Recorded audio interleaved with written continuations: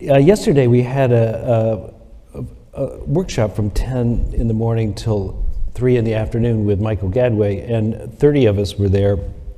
And I went there myself just because I think Michael has a really good way of delivering a crisp and clear understanding of the pathway to awakening.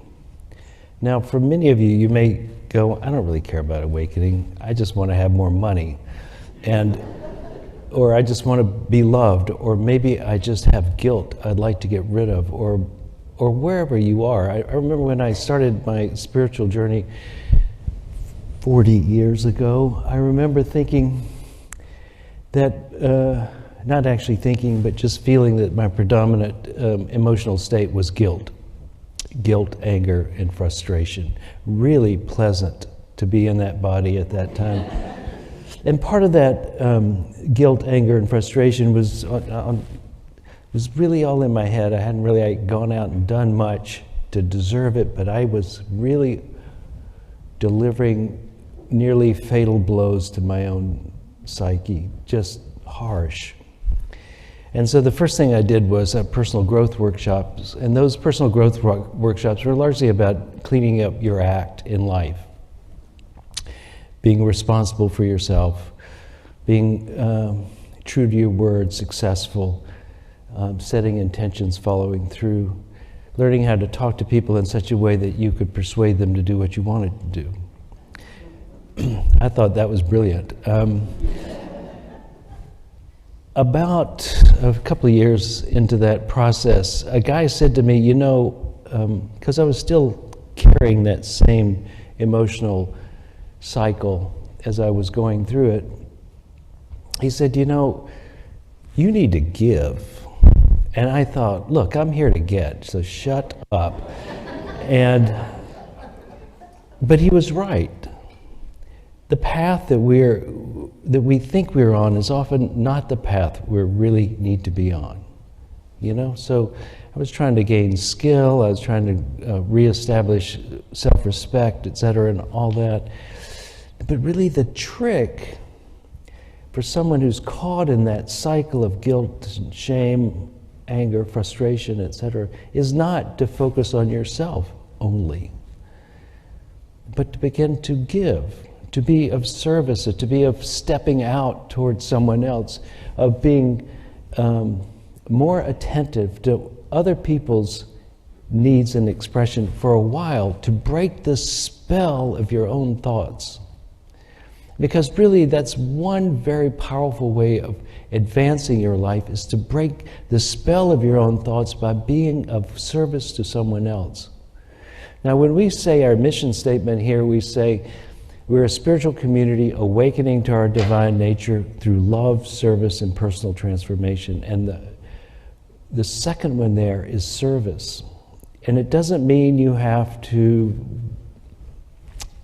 go to hurricane-ravaged areas. You can just be of service to others in your own home, in your town, wherever you are, to be a being that gives. And that could be time, talent, and treasure, ideas, or just your heart. But you give. You're not trying to get, you're giving. This pulls us along the path of spiritual development and also human development. And so that took a long time to dawn on me, but I do remember the guy saying it. And I remember my reaction. It really was, shut up. You know, it was like, all right. The next big area for me was learning to open my heart. And I spent 10 years meditating on the heart, maybe more.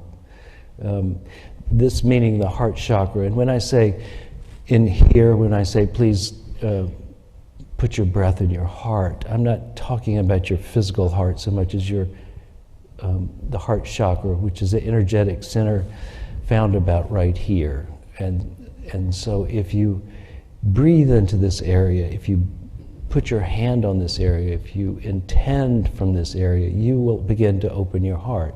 Now, when I first started to open my heart, the only image that came to me was that as I tried to love out of this stone, it was the equivalent of trying to squeeze toothpaste out of a crusted over tube of it. You know, just, you really had to bear down on it just to get a little something out. And that's how I felt. And so when my teacher of the time, Brew Joy, said, you should meditate on your heart, I did. I took it in earnest because I knew I was really blocked here. That this idea of love was completely undeveloped. And that it needed full attention. It needed to be the focus. And I just kept doing it. And it's interesting that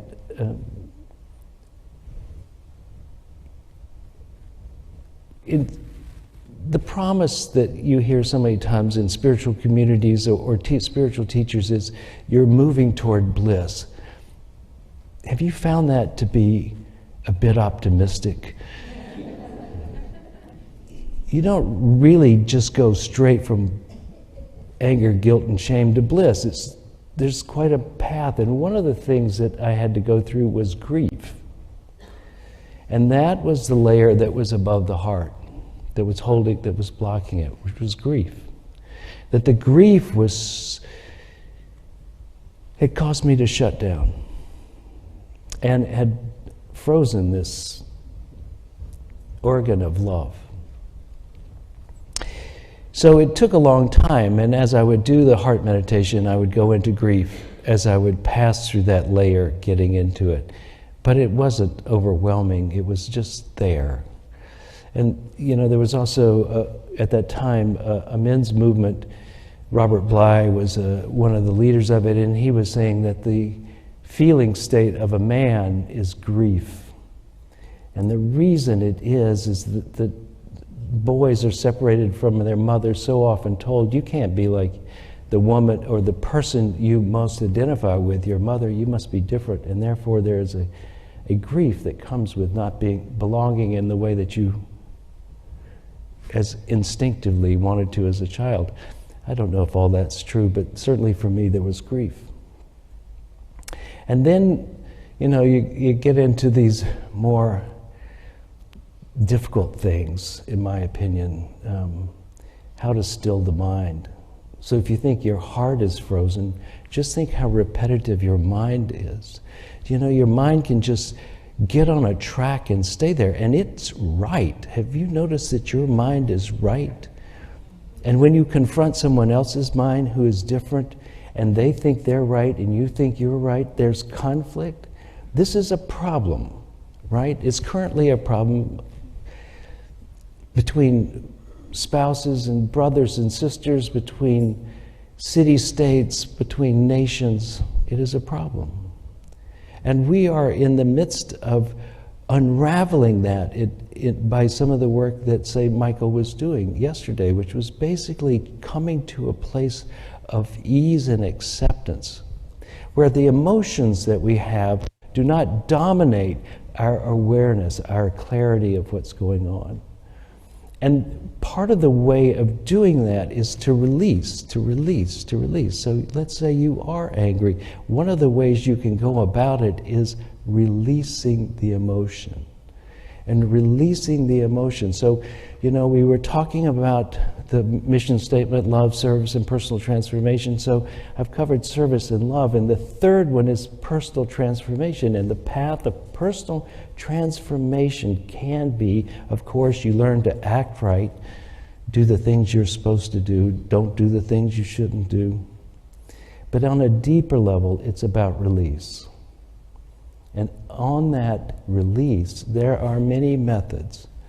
And one of the methods, of course, is the meditation that I learned when I was in college, transcendental meditation, where they have you kind of quiet the mind, and then they say, when you do that, and you're in meditation, you're like a man walking through elephants, and every once in a while, elephants that are sleeping, he wakes one up, and you have this thought, and But you go back to your meditation, and you're releasing the stress that is built up in your nervous system over time.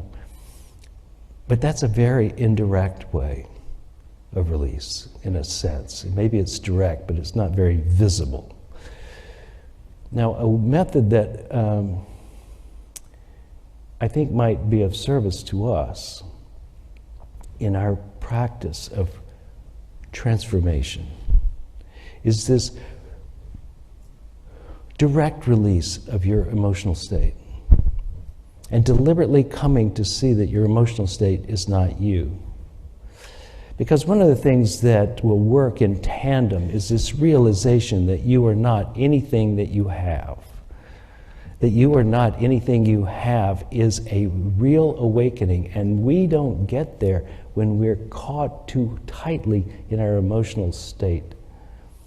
So if some negative emotion has you and you are just furious, let's say, it's hard to realize that you are not the fury, but you have fury. This, coupled with a method to release that emotion, can move us along more rapidly in our transformational process. And one way to do that, of course, there are many, right? But this is the one that I would like to bring to your attention today is called the Sedona method. Sedona, like Sedona, Arizona, because that's where the guy started writing about it after he had been practicing it. And Lester Levinson is the guy's name, and he basically, I read his little autobiography last night, and called No Attachment, No Aversions. But it's essentially, you've heard that, if you to awaken, you must avoid attachments and aversions. And he didn't start out that way. He was like the rest of us, a miserable guy. And eventually he was so miserable he had a heart attack, and they said he wouldn't live that long. And so he said, I'm going to figure this out. And he went about trying to figure out what worked. And the first thing he realized was that he had been chasing women his whole life. And there was never a time in which he was at peace except when he was first with a woman. I'm not going to ask for a show of hands. But he thought, oh, it's when they love me that I'm happy. And then he went, no, actually, more precisely, it's when I love them that I'm happy. And that started him on that love path to awaken the love part, which is we just talked about briefly, but waking that. And then realizing that when you build up an energy or an emotion, that emotion is really in the way of experiencing this open-heartedness. And so the way to open that is, he had a very simple method. And it goes like this. Would you be willing to experience what you're experiencing, essentially, whatever the emotion or whatever the state is? Would you be willing? Now, these questions sound like they're very simple. I heard someone once say, Walt Whitman said, the truth is simple. If it was complicated, everybody would understand it. So these are simple questions. Would you be willing to have the experience, essentially the experience you're having? Don't resist it. Would you be willing?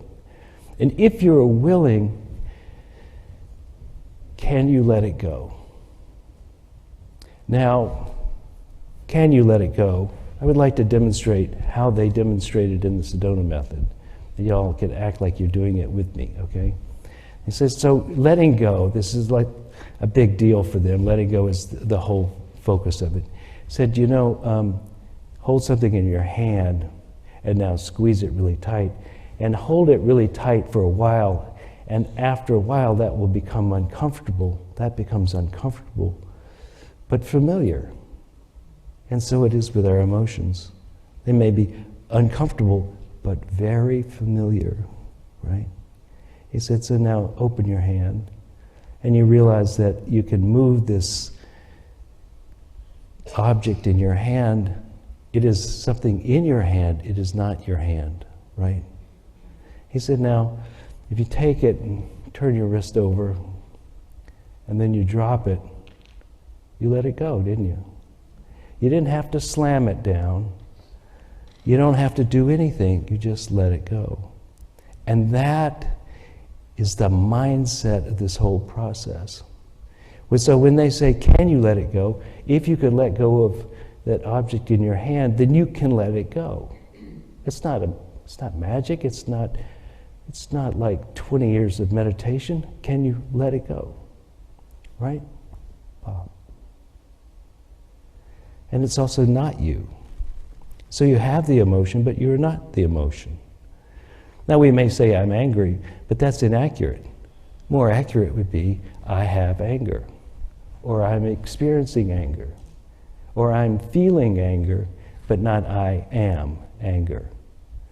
And so the first question is, can you let it go? And what would be the answer? Of course, I can. And then the question is, would you let it go? Well, you might say no. I was doing it this morning, and something had been bothering me over the last couple of weeks, and so I'm going, okay, right. Can I be with it? I am with it. I get that. I can be that. I can do that. Can I let it go? Yeah, theoretically, I can let it go. Would I let it go? No, I need it to get myself to be preparing to fix it or to make a new path in the world. Do you know what I mean? I wasn't willing to let it go. But they say, it doesn't really matter what your answer is. It could be yes or no. It doesn't matter. Yes or no. Something weird is going on inside you. Would you be willing? Would you let it go? So my answer was no. But I went to the next one. When? Well, that's kind of assuming I'm going to do it. But of course I said, when I get the solution. And so the guy who was leading this meditation said, and okay, so now come, so there's something that's disturbing you. Could you be with it? So now I'm back to the same thing, only it's slightly different. Could I? I could be with it. Can I? Yes. Would I? Maybe. And then I heard something in the training that I had not heard, which was, for right now. I thought, well, yeah, for right now I could do it. So then I began to let it go. And then, when? Well, for right now, I can do it right now. And then there's that release. And then he starts back at the beginning, which was good, because I wasn't completely free of it. But said, would you, went through the whole thing. Would you be willing to be with it? Can you let it go? Would you let it go? When would you let it go? And it diminishes. And he said, one of the things that will happen is that you don't have to get this right. It's going to take hold all by itself. It's just going to go with it. And if you practice it enough, it will just go all the time anyway. Those questions will become automatic, and then they won't even need the question, because you're in the process of letting go of everything. You don't carry that. And the pearl out of this is that as you let it go, you begin to open to the real nature of who you are, because you're not the emotion, you're not the events in your life, you're not your body, you're not any of that stuff, and you begin to have this awakening that you are really something that transcends everything in your world. You are the presence in which the world happens. You are consciousness, or however you would say it, this thing that is prior to all that's in there. That's who you really are. But when you're identified with I am the body, I am the emotion, I am the events in my life, when you are there, you are held back from awakening to your true nature by your identification with it. And the way to get rid of the identification is to release. And now Michael, in his workshop yesterday and in his book, which we've been reading, has several ways of working on that, but here's one more. Ask yourself, Can I be with it? Can I let it go? Would I let it go? When would I let it go? And let it percolate through your system, and then repeat. And then rinse and repeat. And then rinse and repeat until this thing has taken hold. And then the process of letting go becomes part of your process much more quickly. Now, we're all letting go at some point. Do you know what I mean? At death, we're going to have a lot to let go if we haven't let go of it already. We will let go. Let go when is a good question. How about now? Right? How about now? Now, since it's St. Patrick's Day, and he's known for the shamrock, right? The 3 leaves of the shamrock. A legend grew up that he used that to interpret the Trinity in the traditional Christian church, Father, Son, and Holy Ghost, 3 parts, 1 being, essentially. Three persons, 1 God. And of course, it's a ridiculous way about talking about God, but almost anything we say is ridiculous to talk about God. So, it turns out, at least according to the internet, that never happened with him. But that we have a shamrock of things. Love, service, and personal transformation. Love, service, and personal transformation. And what will this give you? It will give you the life that you've always wanted. You'll move up the ladder of emotional intelligence from shame, guilt, fear, toward peace, courage, and love. And as you move up, then the experience of your life will change. And probably the events in your life will begin to match your inner life as well, just as they do now.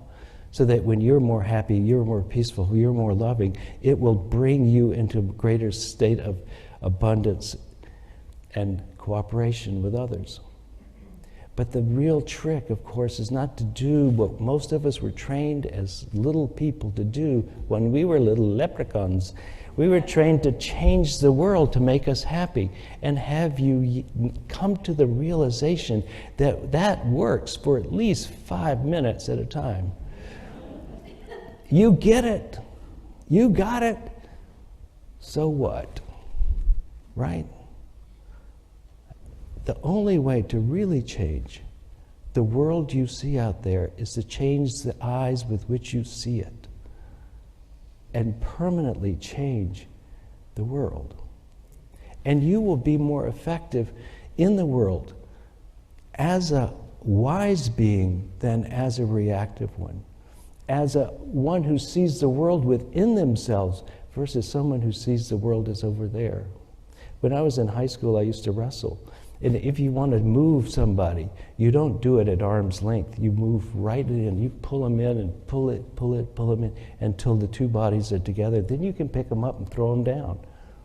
Do anything with it. But you can't lift a person your own weight at arm's length. And that's the way reality is. Bring it in. Let it be you. Not as other, but as self. And you will be more effective, not less. You will be more loving, not less. You will be more curious and kind, not less, when they are you and you are them. So this is our quest here, to be love, service, and personal transformation, so that we awaken to our divine nature, which is both blissful and useful. So let's practice this Sedona method for a while. You can do it with your eyes open. You can do it with them closed. I'm not an expert in this, but you can go online and look it up.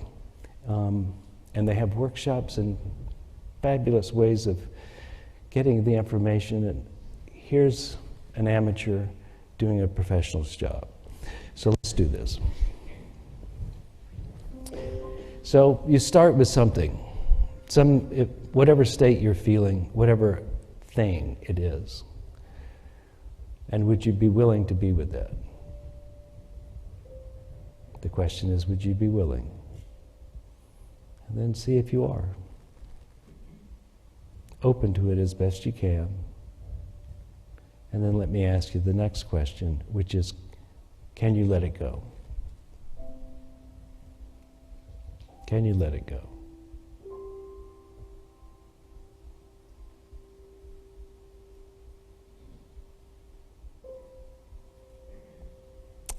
Would you let it go?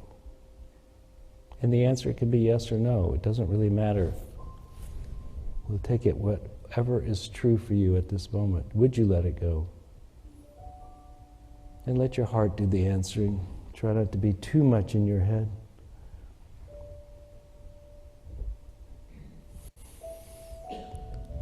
When?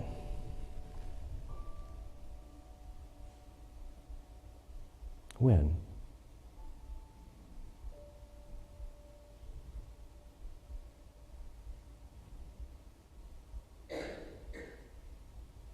And now, wherever you are, can you experience where you are with this? It could be an event that you're working on, it could be a circumstance, it could be an emotional state. But could you open to it and let it be as it is?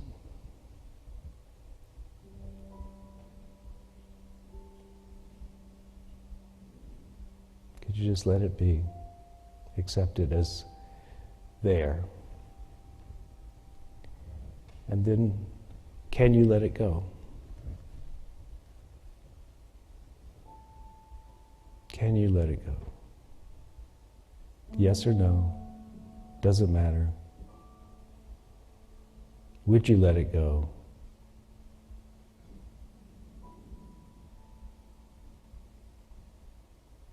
And finally, when?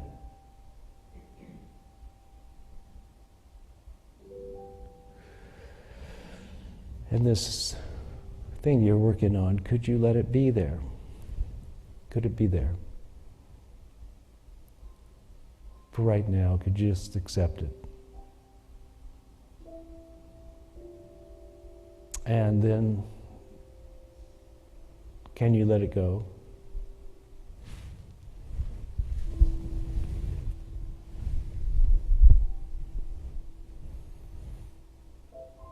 Would you let it go?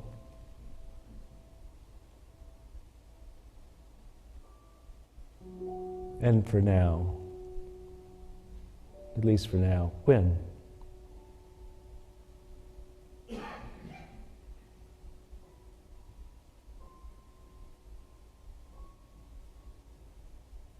And so you have this state. Can you accept it as it is?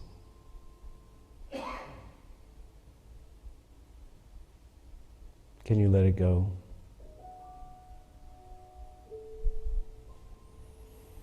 And for now, would you let it go?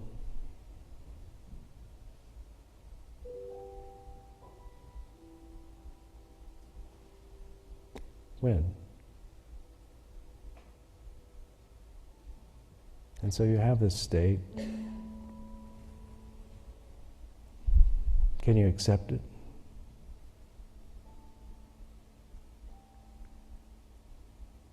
Can you let it go? And for now, would you let it go?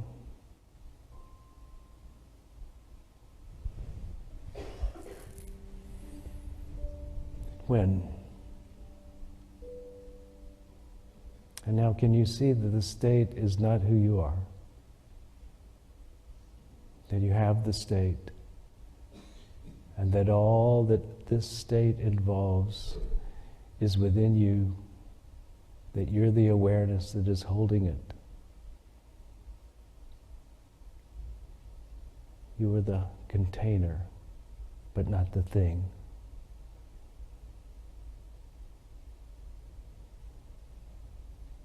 And being not it, can you let it go?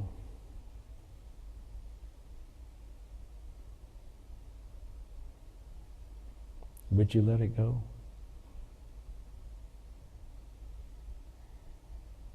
And when?